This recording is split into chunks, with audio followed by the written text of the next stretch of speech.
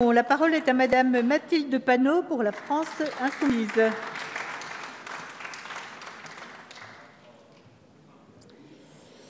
Merci Madame la Présidente, Monsieur le Ministre, Madame la Présidente de la Commission, Monsieur le rapporteur, mes chers collègues. Je voudrais commencer cette intervention en rappelant quelques éléments de contexte lorsque vous nous demandez de ratifier ces ordonnances relatives à la participation et à l'information citoyenne sur des projets ayant un impact sur l'environnement ou sur la santé humaine. Tout d'abord, un premier point sur la méthode avec lequel nous serons en désaccord. Il nous semble assez ironique, alors que nous parlons de démocratie environnementale, de légiférer par ordonnance sur un projet visant à accroître la démocratie sur ces questions. Encore une fois, on nous prive du temps de débat nécessaire afin que les nouveaux droits donnés aux citoyens ne soient pas des droits fictifs. Vous l'avez rappelé, Monsieur le Ministre, cette volonté de modifier les modalités de consultation publique faisait suite au dossier du barrage de Sivens. Ce dossier, cas emblématique de ce qu'un projet contraire à l'intérêt général pouvait entraîner comme conséquences environnementales et humaines, à cet instant, comme nous l'avons fait en commission, nous vous invitons, comme un antidote à la violence, à garder en mémoire le visage et le nom du jeune militant Rémi Fraisse qui a laissé sa vie. Et nous le disons avec force, nous avons dû payer d'un mort pour que soient prises en compte les mobilisations populaires qui se battent contre les projets inutiles et qui n'en peuvent plus qu'on saccage tout. Cela n'est pas acceptable.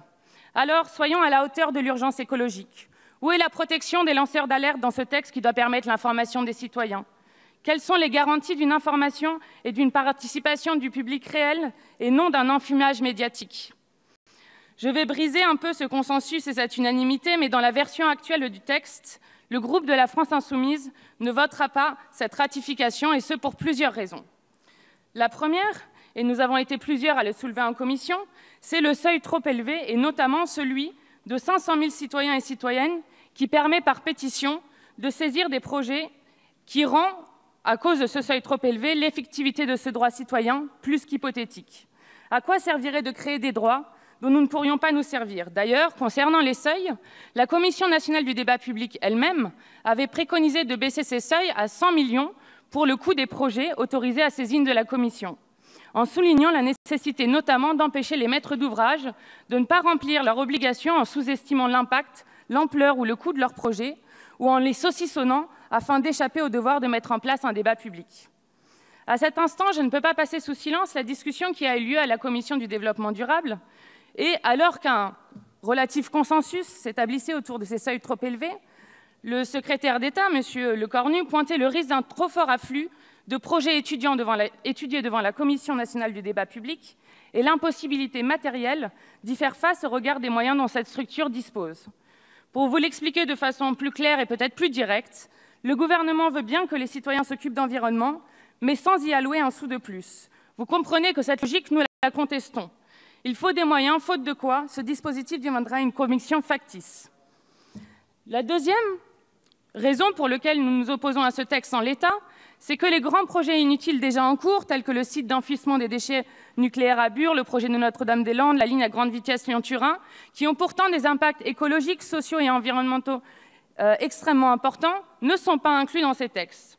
Si nous devions citer un troisième exemple, c'est aussi parce que ces ordonnances augmentent le nombre de projets soumis à évaluation environnementale au cas par cas et non de manière systématique.